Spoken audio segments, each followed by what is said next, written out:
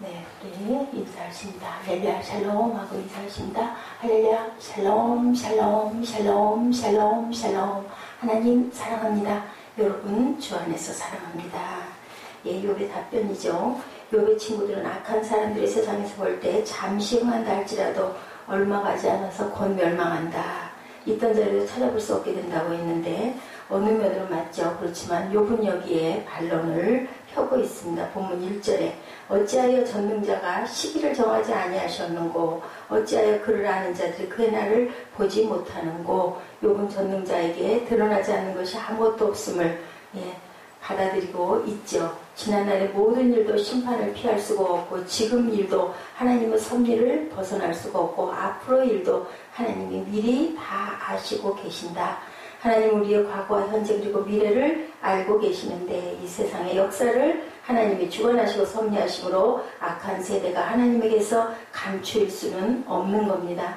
모든 사람의 때가 하나님의 손안에 있고 모든 행하는 일이 하나님의 눈 아래 있고 이 악한 세대를 비참하게 만드는 일도 하나님의 능력 안에 있다. 예, 맞죠? 하나님은 모든 사람의 죽음도 미리 아시고 악한 사람이 그들의 처벌을 받기 전에 하나님의 심판을 피해 미리 죽었다는 말을 할 수가 절대 없다. 욥은 악인이 흥하는 이유를 알아보려 하기 이전에 하나님을 모르심이 없다. 모든 것을 알고 계신다고 확신하고 있습니다. 옛날 선지자들도 얘기하죠. 예레미야 12장 1절에 하나님의 의로우심. 여호와여 내가 주와 쟁변할 때 주는 의로우시나이다. 그러나 내가 주께 질문하옵나니 악한 자에게 형통하며 패역한 자가 다 안락함은 무슨 연고이니까.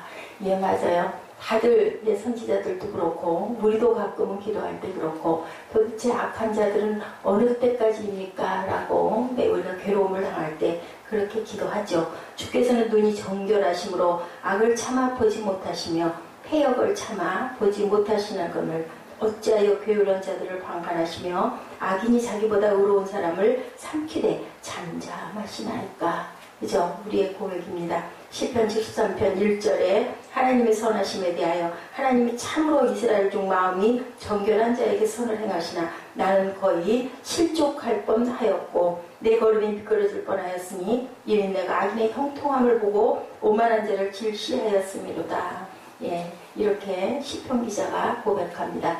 선지자들은 악한 사람이 형통하고 패역한 사람이 평안하게 지내는 것을 보면서 하나님이 의로우시고 거룩하시고 선하심을 확신합니다. 무엇을 말할까요? 어떤 특별한 사건 속에서 진리를 이해하고 받아들이는데 어려움이 있다고 하더라도 진리는 진리로 지켜져야 되고 그렇다 할지라도 우리는 믿음을 굳건하게 가져가야 된다.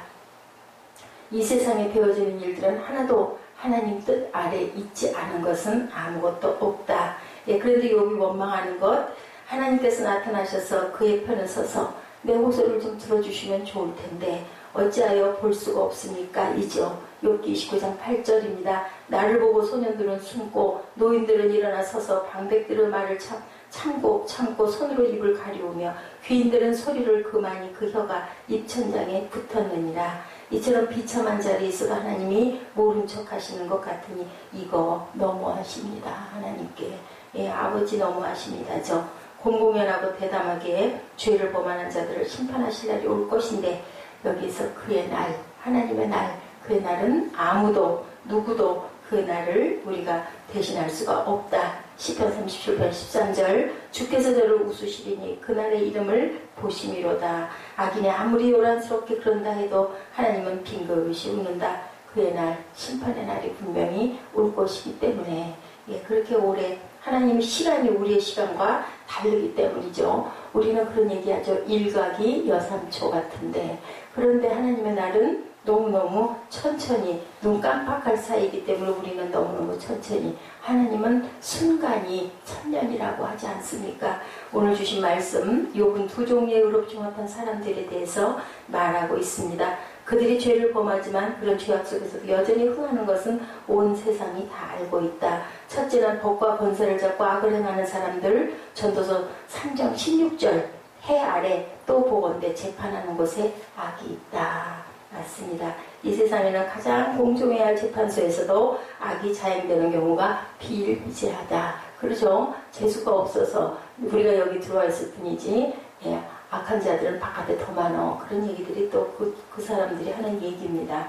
이 세상에는 예, 재판소에도 그렇고 사람이 죄안된 이성을 가지고 있기 때문에 공의로운 재판을 하는 것이 어려운데 하물며 사법권이 집권자의 신여 노릇을 하게 될 때는 더 말할 필요도 없다. 성경에 있는 대로 학대받는 자가 흘리는 눈물이 무시당하고 학대하는 자의 손에는 권세가 있기 때문에 공의가 박멸되는 일은 가슴 아픈 일이 아닐 수 없다. 오늘 본문에 전부 그렇게 얘기하고 있죠. 어떤 사람은 지게표를 옮기며 양떼를 빼앗아 기르며 악한 사람들은 권력을 가지고 개인의 재산을 탈취한다.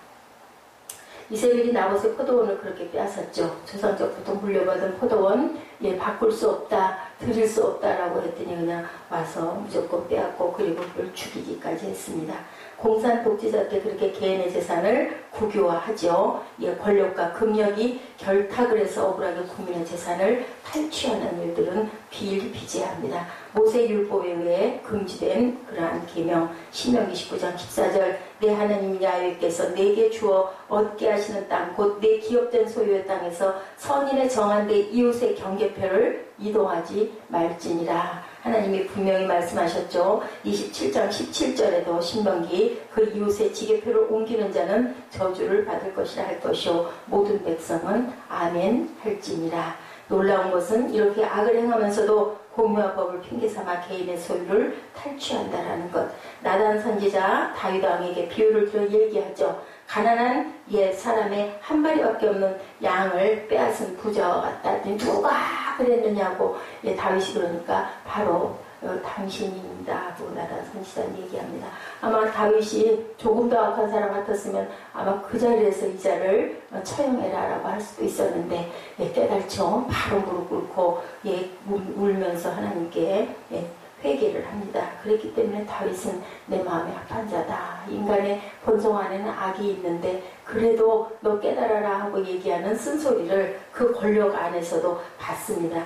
살인 미천이라고는 수한머리밖에 가지고 있지 않은 혼자 된 여인에게도 오늘 본문에도 마찬가지죠. 그것이 여인의 전 재산이라고 하더라도 조금 밀린 부채 가지고 너 이 값으로 이거 내놔 하면 꼼박 없이 뺏길 수밖에 없다. 하나님은 약하고 불쌍한 사람들의 아버지이시고 이런 사람들이 학대받고 괴롭히는 자들은 분명히 하나님의 적이 될 수밖에 없다. 그러니 멸망을 할 수밖에 없는 거고 그렇게 학대받다 예, 돌아가는 자들은 어떻게 될까요? 하나님이 품어주시겠죠. 4절 말씀에 빈궁한 자의 길에서 몰아내나니 세상에 가난한 자가 다 스스로 숨는구나. 살아남아 있을 수가 없고 아까 우리 본문 읽으면서 얼마나 기막힙니까? 정말 나는 정말 복되다 싶지 않아요? 옷이 없어서 옷도 뺏어가 버려가지고 벌거벗고 다닌다고 하죠. 예, 모든 것들을 다 빼앗긴 불쌍한 백성들 위해서 승리의 계가를 부르고 가난한 사람들을 불황자로 처벌하겠다고 아예 멀리 도망가도록 만들고 불쌍한 사람들이 달아날 때 비웃고 즐깁니다. 저 꼬라지를 좀 봐 하고 웃죠. 그 웃음이 얼마나 가겠느냐는 거죠. 금준미주는 천인열이요 옥방가요는 만성고라 총문학시의 민눈학이요 가성고초의 원성고라 예시 출양전의 한시죠. 예, 금동의 아름다운 술은 1만 백성의 피고 옥서반의 아름다운 안주는 1만 백성의 기름이라. 초물 눈물 떨어질 때 백성 눈물 떨어지고 노랫소리 높은 곳에 원망소리 높았구나. 네, 이몽룡이 어사또로 출도하시면 하면서 이렇게 예, 시를 지어가지고 모든 양반들이 다 도망가는데 그거 다 붙잡아가지고 얼마나 통쾌해요. 왜냐면 우리들 마음 안에 정말 악한 자들이 그렇게 다 그냥 아주 몰살이 되는 게 너무너무 통쾌해서 아주 그 추행전이 대단하게 인기가 있었죠. 6절 이하의 약탈자가 있죠. 밭에서 남의 곡식을 베고 악인이 남겨둔 포도를 따고 의복이 없어 벗은 몸으로 밤을 지내며 추위에 덮을 것이 없으며 산중 소나기에 젖으며 가려울 곳이 없어 바위를 안고 있느니라. 오죽하면 앞을 가릴 게 없으니까 바위를 안고 춥기도 하고 그저 수치스럽기도 하고 어떤 사람은 고아를 어미 품에서 빼앗고 가난한 자의 옷을 벌머잡고 그들이 옷이 없어 벌거벗고 다니게 하고 줄이면서 고깃단을 매며 그 사람의 담 안에서 기름을 짜며 목말라 하면서 술틀을 밟느니라. 인구 많은 성중에서 사람들이 신음하며 상한 자가 부르짖으나 하나님이 그 불의를 보지 아니하시느니라. 과연 그럴까요? 바라보고 계시겠죠. 아무도 나를 보지 못하리라. 법과 권세로 손잡고 악을 행하는 사람들 못 볼 것이라고 하지만 하나님께서는 분명히 보고 계시고 악인의 끝은 분명히 있습니다. 잠언 15장 3절에 야훼의 눈은 어디서든지 악인과 선인을 감찰하시느니라. 5장 21절 대저 사람의 길은 야훼의 눈앞에 있나니 그 모든 길을 평탄케 하시느니라. 욥기 34장 21절에 하나님은 사람의 길을 주목하시며 사람의 모든 걸음을 감찰하시나니. 시편 94편 9절에 귀를 지으신 자가 듣지 아니하시랴 눈을 만드신 자가 보지 아니하시랴. 사람은 사람의 겉만 보고 속은 못 보지만 하나님께서는 그 마음속까지 관통하신다. 나보다 나를 더 잘 아시는 아버지시죠. 공산 독재 아래서 반대하는 말을 하지 못하는, 좋아서가 아니라 죽기 싫어서 말을 못하죠. 국민의 기탄 없는 여론을 듣고 참고해서 고칠 것은 고치고 민주주의는 바로잡아 가야 되는데, 택시 운전기사가 손님과의 대화 중에 불평을 했다가 잡혀가서 고생을 하게 되면 다시 말하지 않게 되죠. 그래서 입을 다물 수밖에 없는 그러한 세상. 그것이 문제는 뭐냐? 하나님께서 나를 어떻게 보시느냐. 그게 가장 중요하다. 옛날 바벨론 왕 벨사살은 스스로도 자기를 높이 보고 모든 신하들과 국민들도 그를 역시 높이 봤습니다. 큰 나라의 제왕이죠. 금은보석이 많죠. 지위가 높습니다. 하루 저녁은 1000여 명의 손님들을 초청하여 연회를 배설합니다. 수가 많은 음식을 만들고 예루살렘 성전에서 쓴 그릇까지 가져다 술을 마시며 즐겼는데, 연회장 담벽에 이상한 손이 나타나 글씨를 쓰는데 메네메네 데겔 우바르신이라고 글자가 쓰였어요. 메네는 하나님이 이미 왕의 나라의 시대를 세워서 그것을 끝나게 하셨다. 데겔은 왕이 저울에 달려서 부족함이 보였다. 그러자마자 바로 메대와 파사의 연합군이 쳐들어와서 바벨론은 멸망하고 말죠. 내가 굉장히 크다고 튼튼하다고 생각하는 것은 문제가 아니고 하나님의 저울에 달아서 얼마나 무게가 나가느냐, 이것이 중요하다. 역대하 16장 9절 야훼의 눈은 온 땅을 두루 감찰하사 전심으로 자기에게 향하는 자를 위하여 능력을 베푸신다.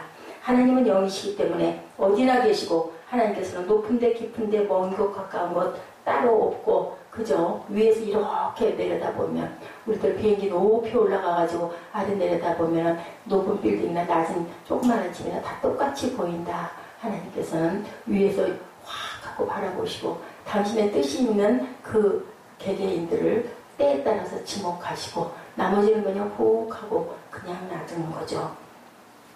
현재만 보는 사람들, 하나님의 눈은 과거도 현재도 미래도 같이 보신다라는 거.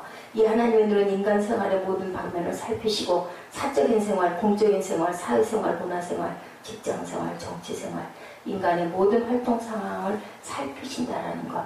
에스겔서 8장에 하나님께서 에스겔을 어느 곳으로 인도했는데 보니 큰 벽이 있었고 벽에는 조그만 구멍이 하나 있었습니다. 그 구멍을 아무리 들여다봐도 안이 안 보이죠. 하나님께서 그 벽을 헐라 그 구멍을 크게 만들었어요. 그 다음에 보니 큰 문이 닫혀 있습니다. 하나님께서 그 문을 열라 하심으로 그 문을 열어보았습니다. 그랬더니 방이 하나 있는데 방 안에서 온갖 더러운 벌레와 더러운 짐승들과 우상들이 그 방의 벽에 그려져 있는 것이 보였습니다.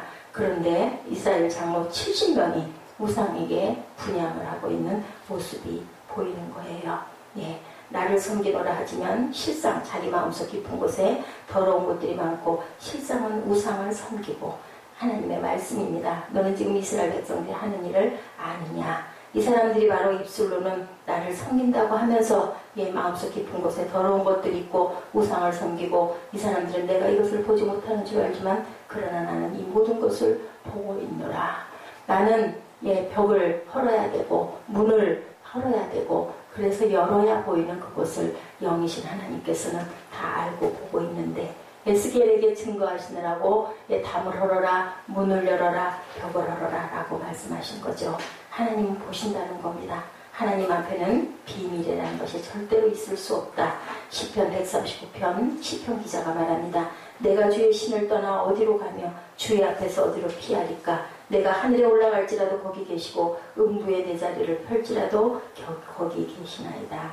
하나님은 절대 우리가 피할 수가 없죠. 이와 같은 하나님의 눈이 악인을 감찰하신다라는 것.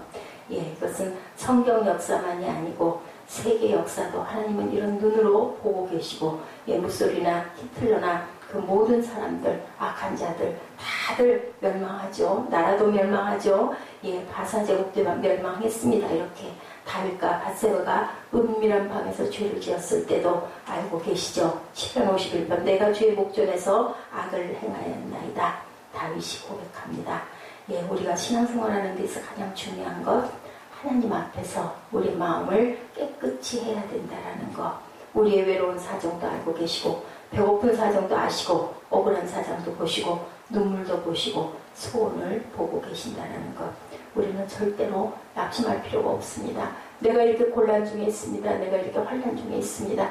내가 이렇게 힘든 중에 있습니다. 아버지께서는 이미 다 알고 계신다. 어디에서든 무엇으로든 분명히 하나님께서는 우리에게 선으로 갚아주신다라는 것. 하나님의 눈은 선한 사람을 감찰하시고 그에게 능력을 주시는 눈이라는 것. 하나님의 눈앞에 사는 것 의식하고, 요셉은 어땠어요? 사람을 보지 않지만 내가 어떻게 그 큰 악을 하나님 앞에 행할 수 있습니까? 라며 억울함을 각오하고 순결을 지켰죠. 옥에 갇히면서도.